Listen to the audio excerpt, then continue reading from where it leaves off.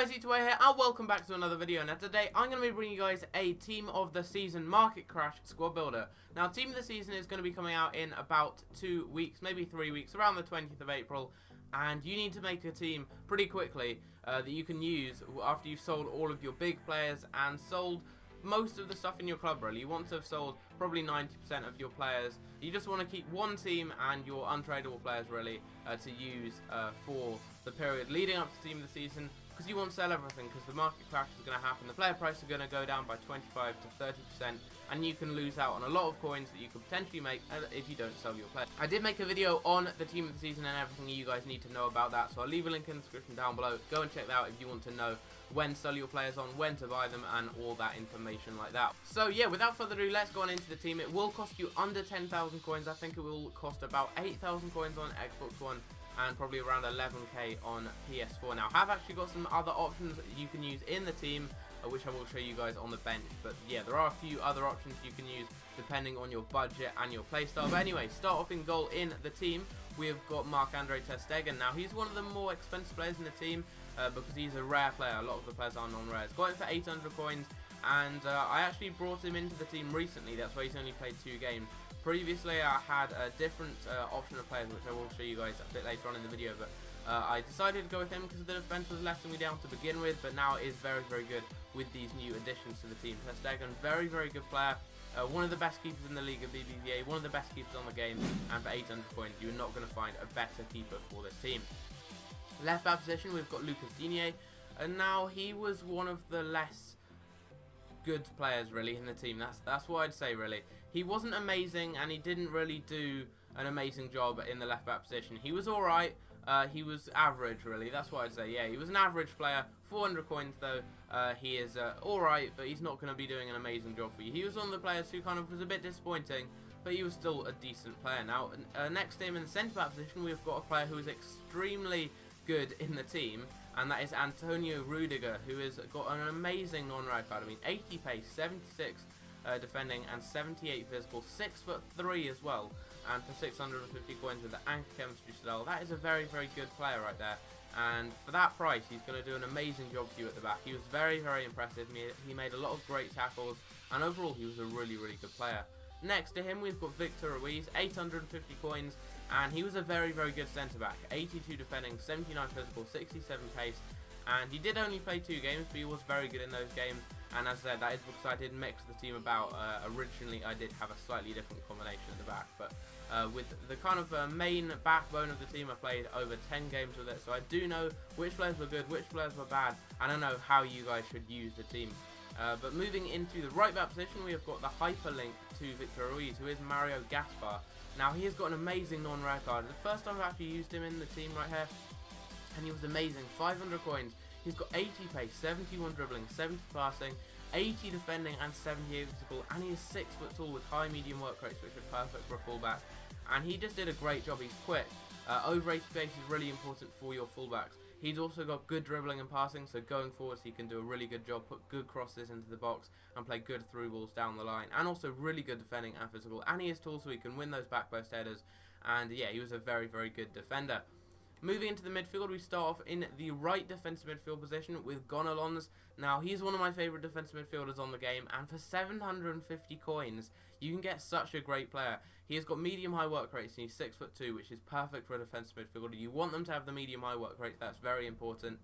4-star weak foot as well, 67 pace, which is decent, 70 dribbling, 72 passing, and 83 defending and 83 physical. He's also got over 90 for stamina, and I believe also for jumping and heading, so he's very good in the air, and he's going to keep running until the final minute. So he's a very, very good player, and he is one of my favourite defensive midfielders on the game. 750 coins is a bargain, and he did get me 2 assists in 11 games as well, which is not too bad from the defensive midfield position.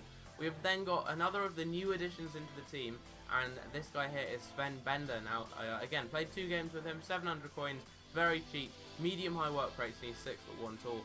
Now, originally I did actually have Goretzka who is another German defensive midfielder from the Bundesliga. However, it hasn't got the work rates that I want for a defensive midfielder. He has medium, and I felt he was getting forwards too much. So I decided to bring Bender into the team because the team wasn't as good defensively as it was good going forwards. Going forwards, it was amazing.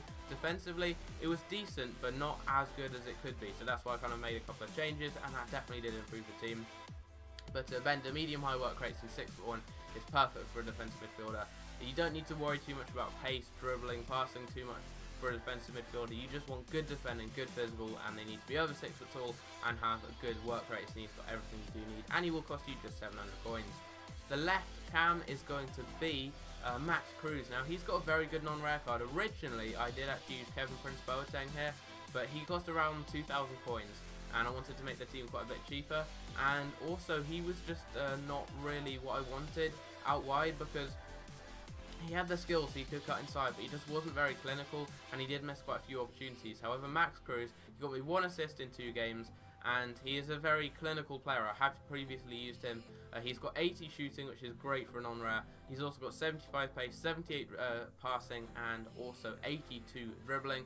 4-star weak foot as well, 1.2k. That's because I bought him as a cam, but you can get him for about 400 coins as a centre forward. So that will bring the price down a bit to probably about 7k overall. But yeah, 1 assist in 2 games, and I can imagine him doing very, very well if he did keep using him beyond those 2 games that I did play with him. The right-sided cam is going to be Remy Cabella. Now, the reason he only has 2 goals and 1 assist in 11 games is basically what I did is around the 60th minute, or sometimes if I was losing around half-time, I'd actually bring on Walcott and Biabiane as my cams because I wanted a lot of pace there, and I found that using pace in the latter stages of a match was very, very good, because I'd be able to abuse the fact that my opponent would have slower defenders who would be tired, and they'd then therefore be even slower than normal, and then I'd just be able to get past them very quickly using my fast players. So that's why I actually subbed off the cams, so they won't have as good stats as you would expect. But anyway, 2 goals, 1 assist. He's really, really good. He's got 4-star skills, 4-star weak foot, 82 pace, 85 dribbling, 73 shooting, 77 passing. Overall, a lot of fun to use. He's great at cutting inside. He's also got really good free kicks. He was the main free kick taker in the team, and definitely recommend you get him for just 500 coins. You're not going to find a better cheap cam that you can use in this team. Moving on to the strike force, we'll start off with my favourite non-rare striker. I'm going to say it, in FIFA history. I prefer him over Yedder back on FIFA 14, and I thought that he was just the best non-rare player ever, but this guy here, I mean, he's just next level. He is probably one of the best strikers I've used on FIFA 16. He's up there with probably my top 5 strikers would be maybe Dybala at number 1, then probably Suarez, then Aubameyang, and then I'd probably put Ben Yedder there, then maybe someone like Lewandowski or Aguero behind them. But Ben Yedder, he's definitely up there. He's insane as a non-rare player. He's got amazing stats. I mean, 82 pace, 83 dribbling, 78 shooting, 77 passing, 5-star weak foot, 4-star skill moves. He's 5'7", so he can easily wriggle past defenders using his good agility and balance. He cost me 600 coins, and he got me 10 goals in 12 games, which is amazing considering he's such a cheap player, and he was playing in kind of just an average team. It did have good players, but it's a very cheap team, and he was still managing to do very, very well. Anywhere near a goal a game is really good this year. It's harder to get as many goals as last year. Last year he could score a lot of goals just by using pace and running at defenders. However, this year the game's a bit slower, and you don't score as many goals normally, so getting a positive goals per game ratio or anywhere near that really is very, very good. So 10 goals in 12 games is very, very impressive for Ben Yedder.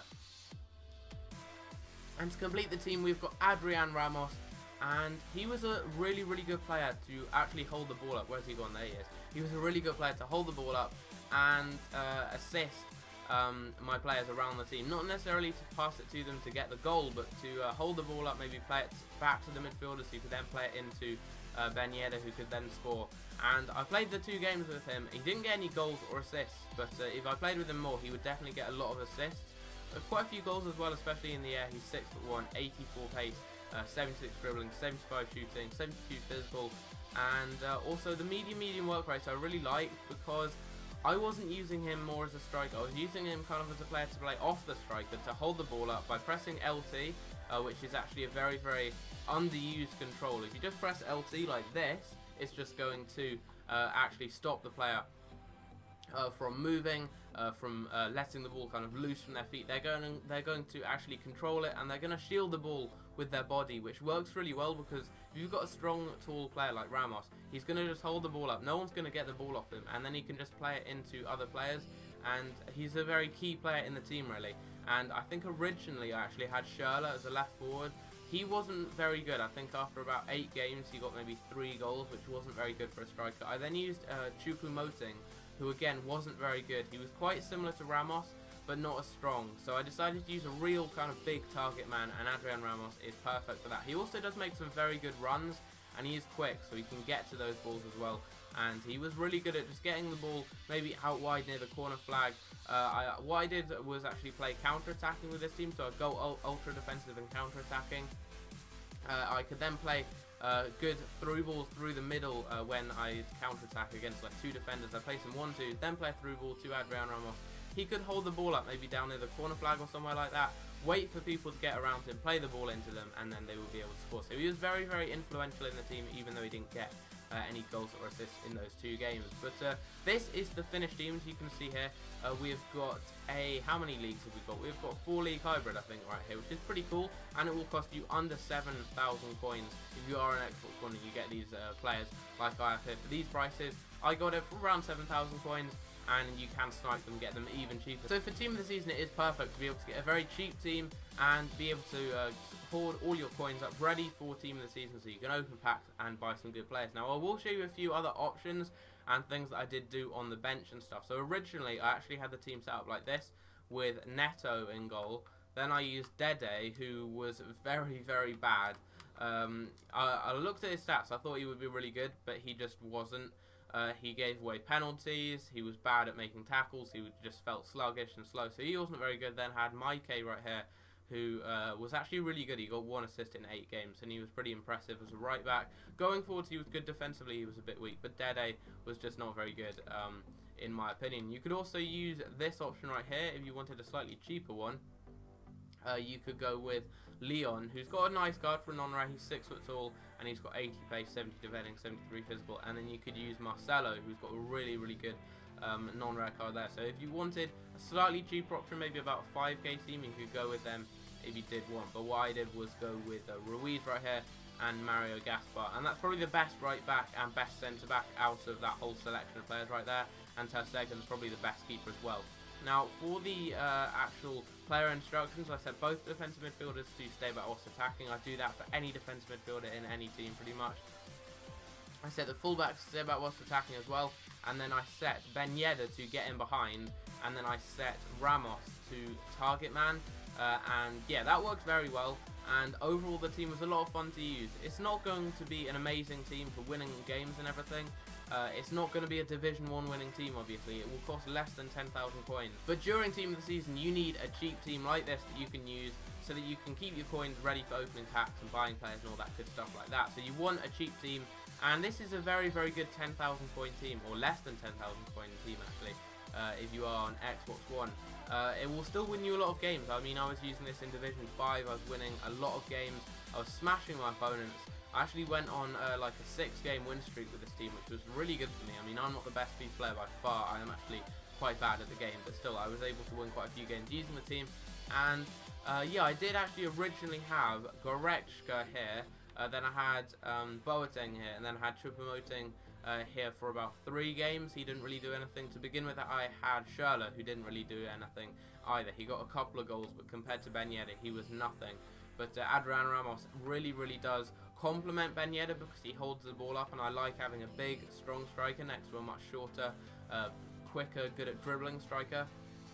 So I felt that that partnership right there was very, very good. The 2 cams, they're both good at cutting inside, they're both good at shooting from range as well, and the defensive midfielders, they're both just really good defensively. They're tall, they've got medium high work rates, which is just what you want. The defenders, you've got a quick defender next to a stronger, better defending defender really, and then you've got 2 fullbacks who, well, Mario Gaspar was really good, and then Digne was kind of meh. He was probably the most disappointing player in the team.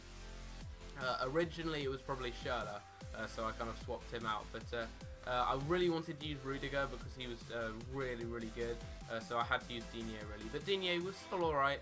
don't let that put you off buying the team. It's still a really, really good team for you guys to go and get during this Team of the Season market crash. But anyway, I've been going on for about 15 minutes now. Just want to quickly mention on the bench, I actually use Walcott. What I recommend doing is putting any of your untradeable players on the bench so you can bring them on as substitutes. So I use Walcott. Basically, if I was losing, I would do this. I'd put Walcott there. Then I'd either put Biabiane or either Jose Callejon or Pato out wide. So then I'd do something like that during the latter stages of a match. So that actually worked quite well. So you can actually take them off if you want a slightly quicker winger, because these players do act as wingers. You can take them off in the last stages of the match. But anyway, I've been going on for like a quarter of an hour, as said. So if you guys did enjoy the video, if you did, smash the like, subscribe, and I'll see you in my next video. Take care.